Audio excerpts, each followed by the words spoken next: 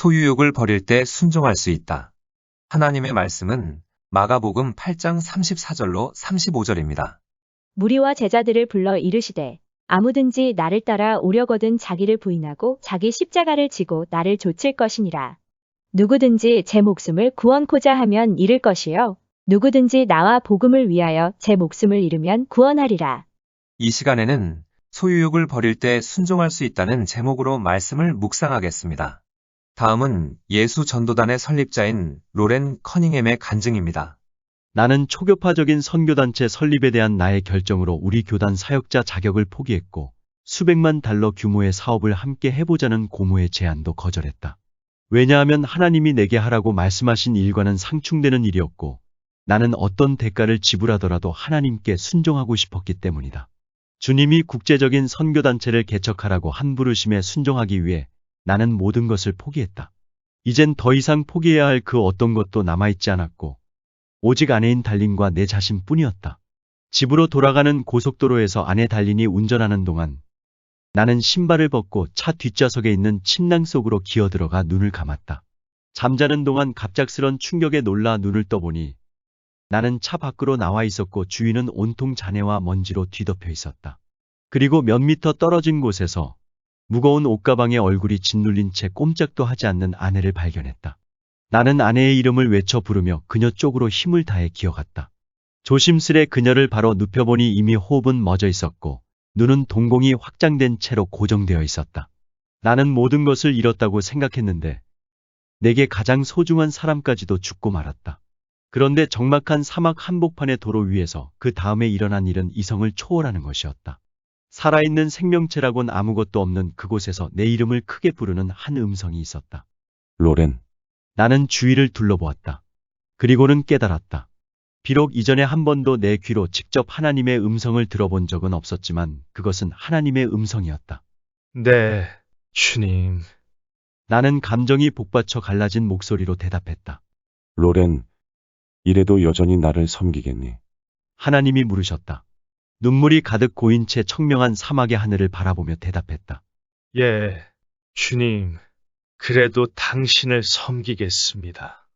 이제 제 인생엔 남은 것이라곤 이 목숨밖에 없습니다. 이것도 당신께서 원하신다면 취하실 수 있습니다. 잠시 후 주님은 다시 내게 말씀하셨다. 달린을 위해 기도하라. 나는 있는 힘을 다해 기도하기 시작했다.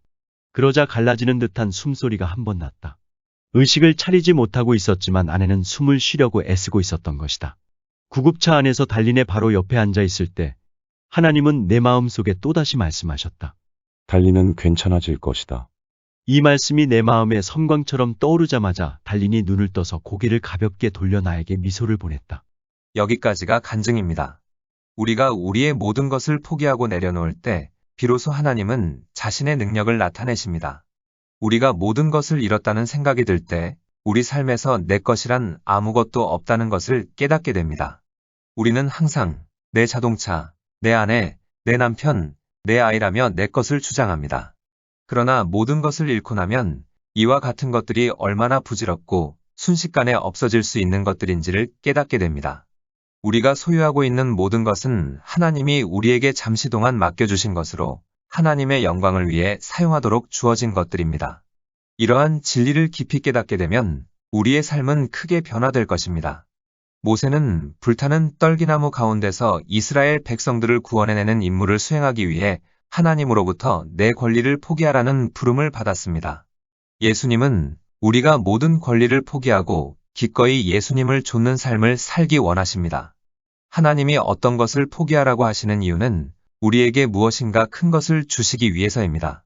이것이 하나님 나라의 법칙입니다. 하나님은 여호수아에게 약속하셨습니다. 여호수아 1장 3절에 너희 발바닥으로 밟는 곳을 내가 다 너희에게 주었노니 신발이 아니라 발바닥이라고 말씀하셨습니다. 맨발이 된다고 하는 것은 겸손의 표시로 자신의 모든 권리를 포기했음을 말하는 것입니다.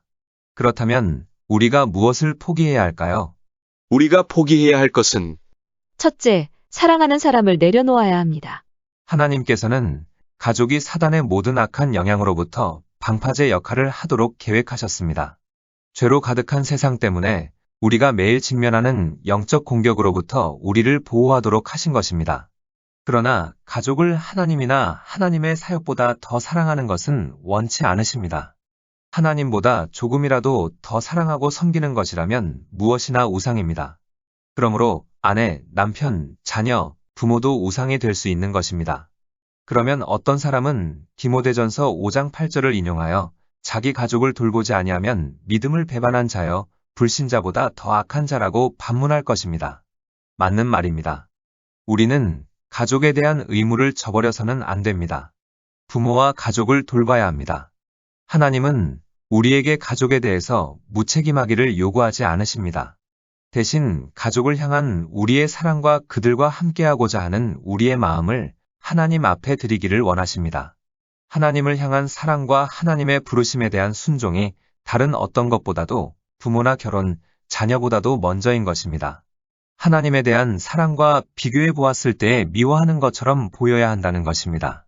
자녀는 부모의 것이 아니라 하나님의 것입니다. 우리는 자녀에 대한 책임이 있지만 기꺼이 하나님의 손에 맡기며 자녀의 삶을 책임져 주실 하나님을 온전히 신뢰해야 합니다. 만일 우리가 사랑하는 누군가를 꼭 붙잡고 있게 된다면 나중에 잘못된 기대감이나 실망, 상처로 멀어지는 결과를 낳게 됩니다. 하나님께서 우상을 깨트리는 것입니다. 그러므로 원만한 관계를 위해서도 정말 누군가를 사랑한다면 내려놓아야 합니다.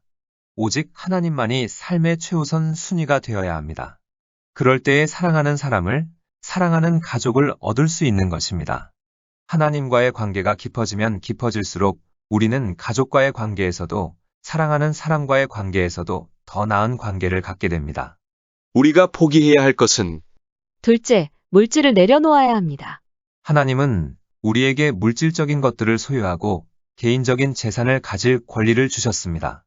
십계명 가운데 하나인 도적질하지 말라는 것은 하나님이 개인의 소유권을 중요하게 여기신다는 것을 보여주고 있습니다. 그러나 대부분의 이단과 사이비는 이러한 권리를 부인합니다. 그래서 모든 재산과 땅을 바칠 것을 요구하는 것입니다. 교주들의 탐욕을 채우기 위해 세상적인 모든 소유를 포기하라는 요구는 잘못된 것입니다. 우리가 갖고 있는 모든 것을 하나님께 드린다 해도 하나님은 그것을 우리에게 어떤 모양으로든 되돌려 주어 하나님께서 주시는 것에 대한 기쁨을 누리게 하십니다. 예수님은 다른 어떤 것보다 물질을 주제로 말씀을 많이 하셨습니다. 예수님이 하신 비유의 3분의 1은 돈이나 재산에 관한 것이었습니다. 마태복음 25장에 있는 달란트 비유에서 강조하는 것은 우리가 자원을 지혜롭게 사용하여 하나님 나라를 위해 투자하기를 원하신다는 사실입니다. 대부분의 그리스도인은 소유권이 하나님이 주신 권리라는 것을 알고 있는데 기꺼이 순종하는 데에는 행동이 따르지 못합니다. 혹시 나는 가난하기 때문에 하나님보다 돈을 더 섬기는 일은 없을 것이라고 자신하지 말아야 합니다. 가난한 사람의 소유욕과 나누는 것에 대한 두려움이 부유한 사람보다는 강하지 않다 하더라도 적어도 같은 수준은 됩니다. 왜냐하면 가난한 사람은 물건에 대한 소유욕이 너무 커서 저축하여 돈을 늘리기보다는 지금 사두자는 사고방식에 얽매여 빚더미에 올라앉을 수 있습니다. 부유한 사람은 돈에 대해서는 다소 자유로운 반면에 돈으로 권력을 사서 행사하려고 하는 유혹에 빠지기 쉽습니다. 예를 들면 거액의 헌금을 해서 교회를 움직이려고 하는 것입니다. 하나님이 우리에게 원하시는 것은 우리가 움켜쥐고 있는 것들을 편안하게 풀어놓고 하나님이 계획대로 그것을 사용하실 수 있도록 맡기는 것입니다. 하나님은 우리가 돈과 하나님을 동시에 섬길 수 없다고 했습니다. 하나님은 우리에게 물건을 소유할 수 있는 권리를 주시고 나서 하나님이 우리에게 축복해 주신 것을 우리가 기꺼이 돌려드리기를 원하십니다. 선한 청지기가 되느냐, 도둑이 되느냐 하는 선택은 자신이 하는 것입니다. 돈을 쓰고 싶은 대로 쓰는 권리를 포기할 때 하나님이 우리의 모든 필요를 공급하시는 분임을 알게 될 것입니다. 이렇게 될 때 비로소 우리는 직장에서의 해고나 경기 침체, 혹은 주식시장 폭락, 나아가 기근까지도 초월하여 하나님의 자녀만이 가질 수 있는 안정감을 누릴 수 있습니다. 열왕기상 17장 8절로 16절을 보면 사르밧 과부의 이야기가 기록되어 있습니다. 여호와께서 엘리야에게 말씀하셨습니다. 너는 일어나서 시돈 땅 사르밧으로 가서 살아라. 그곳에 한 과부에게 너를 돌보아 주라고 명령했다. 그래서 엘리야는 사르밧으로 갔습니다. 그가 성문으로 들어설 때에 한 과부가 땔감을 줍고 있었습니다. 엘리야가 말했습니다. 마실 물을 한 그릇만 떠다 주시오. 그 과부가 물을 가지러 가려고 할 때 엘리야가 또 말했습니다. 빵도 조금만 가져다 주시오. 그 여자가 대답했습니다. 당신의 하나님 여호와께서 살아계심을 두고 맹세하지만 나에게는 빵이 없습니다. 항아리에 밀가루가 조금 있고 기름병에 기름이 조금 있을 뿐입니다. 이곳에 땔감을 주우려고 왔는데 땔감을 주워 집에 가져가서 나와 내 아들이 죽기 전에 마지막으로 먹을 음식을 준비하려던 참이었습니다. 엘리야가 말했습니다. 걱정하지 마시오. 집으로 가서 당신이 말한 대로 음식을 준비하시오. 그러나 먼저 조그마한 빵을 만들어서 나에게 가져오시오. 그리고 나서 당신과 당신 아들이 먹을 것을 준비하시오. 이스라엘 하나님 여호와께서 말씀하셨소. 나 여호와가 이 땅에 비를 내리기까지 그 항아리에 밀가루가 결코 떨어지지 않을 것이며 병에 기름도 떨어지지 않을 것이다. 여자는 집으로 가서 엘리야가 말한 대로 했습니다. 그리고 엘리야와 여자와 그의 아들이 날마다 음식을 넉넉히 먹었습니다. 여호와께서 엘리야를 통해 말씀하신 대로 항아리의 밀가루와 병에 있는 기름은 떨어지지 않았습니다. 우리가 사르밧 과부를 통해 알 수 있듯이 하나님께서 과부의 필요를 채우시기 전에 먼저 과부가 갖고 있는 것에 대한 권리를 포기하도록 하셨습니다. 하나님은 과부의 밀가루 한 움큼과 기름 조금이 없어도 엘리야 선지자를 먹이실 수 있었습니다. 그러나 하나님은 과부를 축복하고 기적을 행하시는 하나님 자신을 과부와 함께 나누기 원하셨던 것입니다. 그런데 우리 중에는 누군가를 도와주고자 하는 마음은 있지만 재정적인 필요를 여기저기에서 너무 많이 요구하다 보니 좌절감을 맛보기도 하고 심지어는 한정된 금액으로 인해 중압감에 시달리기도 할 것입니다. 그렇다면 누구에게 얼마를 도와주어야 하느냐는 것입니다. 도와주는 것에 있어서 주님의 음성에 귀를 기울이는 것이 이러한 좌절감과 중압감에서 벗어나는 유일한 열쇠입니다. 우리의 감정대로 도와주는 것이 아니라 하나님께 순종함으로 주는 것입니다. 그런데 많은 경우 우리는 도와주는 것에 있어 주님의 음성을 듣지 않고 순종하지 않기 때문에 하나님이 주시는 기쁨을 놓치고 맙니다. 도와주는 것에 있어서 우리의 동기가 하나님께 순종하고 하나님을 기쁘시게 하는 것이라면 때때로 재정적인 도움 요청과 함께 오는 유혹으로부터 자유로워질 수 있습니다. 성령의 감동에 따라 행동하게 되면 불쌍한 사람을 보고 도와주지 못한 것에 대해서 죄책감에 시달리지 않게 되고 어떻게 하나님께서 그분에게 도움의 손길을 베푸시는지 초연히 지켜볼 수 있습니다. 또 성령의 감동에 따라 행동하게 되면 탐심이 호소하는 것들을 피할 수 있습니다. 이것은 무엇일까요? 하나님께 드려라. 그러면 너에게 더 많은 것을 주실 거야 라는 유혹입니다. 사람들이 이러한 유혹에 헌금을 하기도 하고 구제를 하기도 하는데 이것은 탐욕에 끌려다니는 것입니다. 이러한 사람은 많은 것을 기대하지만 훗날 실망하게 됩니다. 또 성령의 감동에 따라 행동하게 되면 조정하려는 함정, 즉 다른 사람을 조종하기 위해 하는 헌금이나 구제를 피할 수 있습니다. 또 성령의 감동에 따라 행동하게 되면 우리는 교만한 동기의 함정, 즉 건물이나 물건에 자신의 이름이 새겨지기 위해서 하는 헌금이나 구제를 피할 수 있습니다. 또 성령의 감동에 따라 행동하게 되면 우리의 정죄감이 호소하는 함정에 빠지지 않게 됩니다. 예를 들면 만약 당신이 지금 도와주지 않으면 이 사역은 중단될 것이고 수백만의 사람들이 지옥에 가게 될 것이라는 말입니다. 대신 우리는 성령께서 감동을 주실 때에는 즉시 순종함과 순전한 마음으로 주어야 합니다. 그러면 하나님이 우리의 공급자가 되심을 체험하게 될 것입니다. 하나님은 다양한 방법으로 우리의 필요를 채우시는데 다른 사람을 통해 우리의 필요를 채우시는 경우가 많습니다. 왜냐하면 그리스도의 몸 안에서 우리가 서로 믿고 의지하도록 하기 위해서입니다.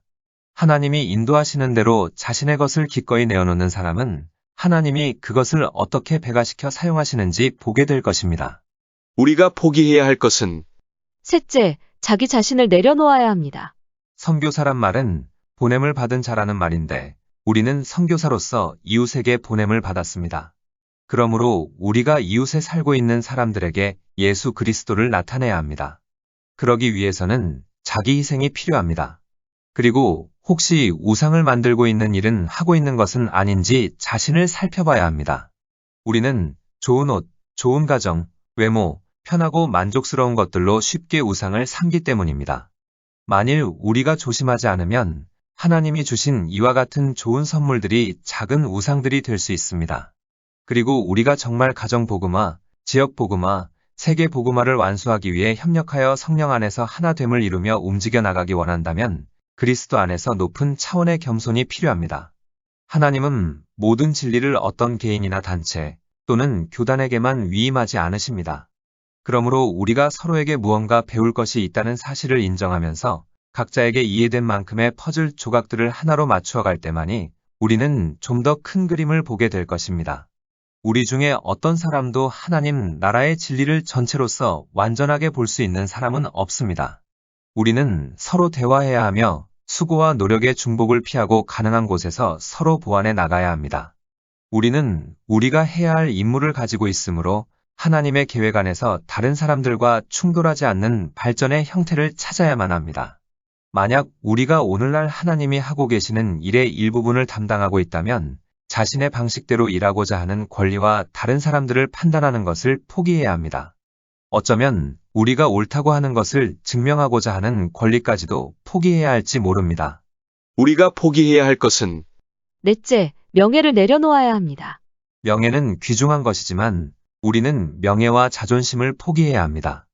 예수님은 하나님의 뜻을 행하시기 위해서 사람들의 멸시와 비방을 짊어지셨습니다. 많은 하나님의 사람들이 하나님께 순종하기 위해 명예를 잃었고 자존심이 뭉개지는 수모를 당했습니다. 하나님을 섬기고 있는 사람은 인간적인 명예를 잃는 아픔을 겪게 됩니다. 사람들에게 오해받고 조롱당하고 심지어는 언론이나 성직자들에 의해 명예를 훼손당하는 고통을 당하는 것입니다. 그러므로 하나님을 섬기는데 내가 왜 이런 모욕과 수치를 당하느냐고 원망해서는 안 됩니다. 내가 모욕과 수치를 당하는 것이 하나님의 뜻이라면 그 속에서는 인내와 기다림으로 하나님께서 원하시는 장성한 분량에 이르는 인격과 믿음을 성숙시켜야 합니다. 그러므로 모든 사람이 자신을 좋아한다고 해서 자신이 그리스도를 올바르게 따르고 있다고 확신해서는 안 됩니다. 옳은 일을 하고 온전히 하나님의 뜻에 순종을 하고서도 우리는 때로 사람들의 이해를 받지 못하거나 명예를 잃게 될 수 있기 때문입니다. 예수님은 하나님의 뜻을 이루기 위해 가족과 목숨과 자신의 뜻을 포기했습니다. 우리도 목숨과 재물과 가족, 때에 따라서는 생업, 자신의 모든 소유, 자신에게 유익한 모든 것, 또 용서하기 싫은 마음까지도 포기해야 합니다. 우리가 우리의 권리를 포기하고 내려놓을 때 하나님은 자신의 능력을 나타내십니다. 우리 마음에서 하나님을 몰아내고 그곳을 무언가로 채우기 시작하면 비극이 시작됩니다. 형상을 숭배하는 것만이 우상 숭배가 아닙니다. 자기 자신의 의로움과 행위와 공로를 신뢰하고 부와 권력을 의지하는 것도 우상 숭배에 해당합니다. 하나님이 우리에게 허락하신 선물들이 하나님의 자리를 차지했고 주객이 전도되면서 자연의 질서가 어그러진 것입니다. 이런 현상을 소유의 속박으로 이해하신 주님이 하신 말씀이 본문입니다. 아무든지 나를 따라 오려거든 자기를 부인하고 자기 십자가를 지고 나를 좇을 것이니라. 누구든지 제 목숨을 구원코자 하면 잃을 것이요. 누구든지 나와 복음을 위하여 제 목숨을 잃으면 구원하리라. 우리 안에 원수가 도사리고 있는데 그것이 목숨입니다. 이 목숨은 자기중심의 삶을 이끄는 자아를 뜻하고 자아의 특징은 소유욕입니다. 잃을 것이요. 찾으리라는 표현이 이를 암시합니다. 소유욕을 그대로 살려두면 모든 것을 잃지만 소유욕을 물리치고 그리스도를 위해 모든 것을 포기하면 우리는 아무것도 잃지 않게 됩니다. 소유에 대한 욕심을 버리면 더 이상 소유욕에 흔들리지 않게 됩니다. 즉, 소유욕의 노예가 되지 않는 것입니다. 대표적인 예가 독자 이삭을 바치라는 하나님의 명령에 순종했던 아브라함입니다. 아브라함은 사랑했던 독자 이삭마저 내려놓고 오직 하나님의 뜻에 순종한 사람이었습니다. 그래서 아브라함은 모든 것을 소유하면서도 아무것도 소유하지 않는 삶을 살았던 것입니다. 여기에 바로 영적인 비밀이 숨어 있습니다. 우리도 아브라함처럼 사랑하는 사람과 가족, 물질과 명예, 좋은 집과 좋은 자동차, 우리에게 유익한 모든 것을 소유했지만 아무것도 소유하지 않는 삶을 살아야 합니다. 이러한 신앙인이라면 이 땅에서 부귀영화를 누리면서도 하나님께 순종하며 초연하게 삶을 살아갈 수 있습니다. 혹독한 시련을 통해 축복을 경험한 아브라함은 자기 것이라는 소유의식을 온전히 버릴 수 있었습니다. 아브라함은 그 무엇도 자신의 소유가 아니며 오직 자신의 내면에 있는 하나님만이 참된 보화라는 사실을 깨달았던 것입니다. 모든 것은 다 지나가지만 하나님만이 영원하십니다. 그러므로 우리는 마음의 우상을 제거하고 소유욕을 내려놓아야 합니다. 우리는 안정된 삶을 잃을까 두려운 나머지 세상의 보화, 즉 아내, 남편, 자녀, 물질, 명예, 자기 자신을 내려놓길 주저합니다. 하지만 주님께 헌신하면 안정된 삶이 보장되지만 주님께 헌신하지 않으면 아무것도 안전하지 않습니다. 은사와 재능, 능력 역시 하나님이 우리에게 잠시 맡긴 것이니 우리 것이라고 주장할 수 없습니다. 고린도전서 4장 7절을 보면 사도 바울은 누가 너를 구별하였느뇨 내게 있는 것 중에 받지 아니한 것이 무엇이뇨 라고 했습니다. 자기중심의 삶을 이끄는 자아를 깨닫고 자아의 특징이 소유욕임을 조금이라도 깨달은 성도는 소유욕을 감지할 때마다 깊이 탄식할 것입니다. 하나님만을 갈망하고자 하는 사람은 소유욕을 극복하기 위해 부단히 노력할 것입니다.